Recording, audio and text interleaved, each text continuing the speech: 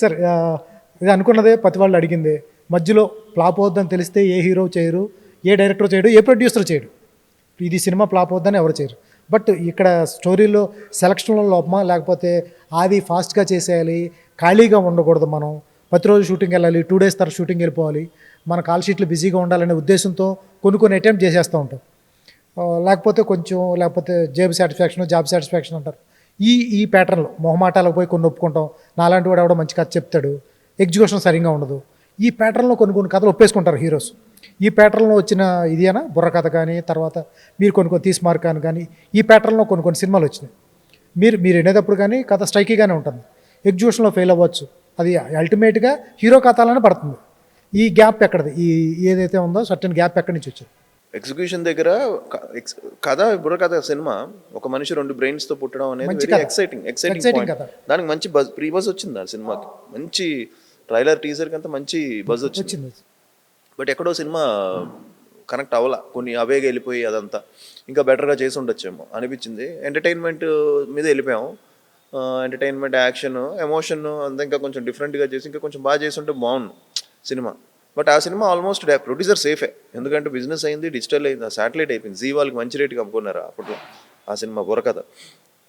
So నాకు ఏమైపోయిందంటే అండి, ఇలాంటి ఫిల్మ్స్ ఇప్పుడు తీస్మార్ ఖాన్ ఉందండి. Teesmaar Khan cinema on paper బాగా ఎక్సైట్ చేసింది.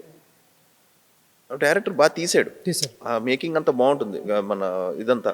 బట్ ఎక్కడో ఆ పాయింట్ ఓవరాల్గా నేను పోలీస్ అవ్వడం అనేది ఎక్కడో నాకు ఫస్ట్ ఆర్టిఫిషియల్ అనిపించింది జనాలకి. అంటే అది న్యాచురల్గా లేదు. అది కొంచెం అదొకటి అయింది. ట్విస్ట్లు ఎంజాయ్ చేశారు, మళ్ళీ సునీల్ గారు ట్విస్ట్ ఎంజాయ్ చేశారు. సో అలాంటివి.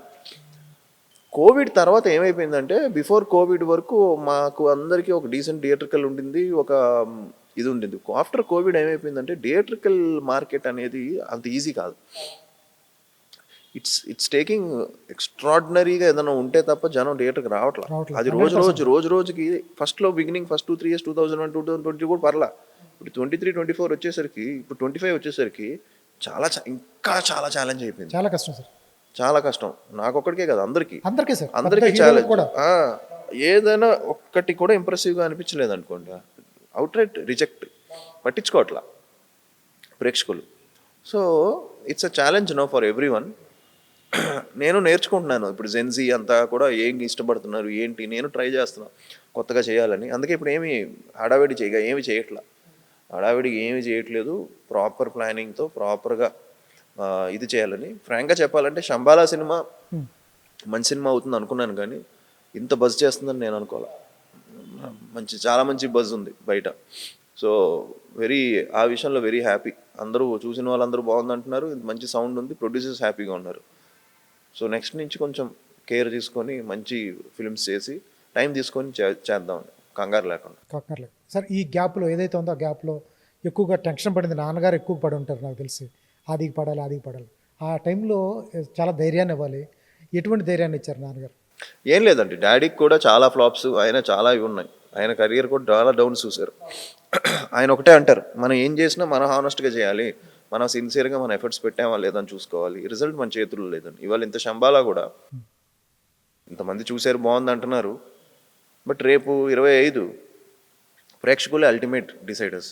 మేము ఎంత చేసి ఎంత చించుకున్నాం, మీరు థియేటర్కి వచ్చి చూసి మీరు చెప్తేనే కదా. మా పాయింట్ ఆఫ్ వ్యూలో గొప్ప సినిమా అయి ఉండొచ్చు, బట్ ప్రేక్షకుల పాయింట్ ఆఫ్ వ్యూలో ఏముందిరా ఏం లేదు అనేసినా అనొచ్చు. సో డాడీ ఏమంటారంటే, మనం చేసేది మన క్యారెక్టర్ కానీ దానికి హానెస్ట్గా చేయాలి అనేది. ఆ విషయంలో నేను బాగా ఇన్స్పైర్ అయ్యా మా డాడీ విషయంలో. ఆ విషయంలో he motivates me like this. నువ్వు నీ 100% ఇవ్వు, చెయ్యి, ఏదో ఒక రోజు కొడుతుంది అనేది డాడీ ఎప్పుడు చెప్తారు.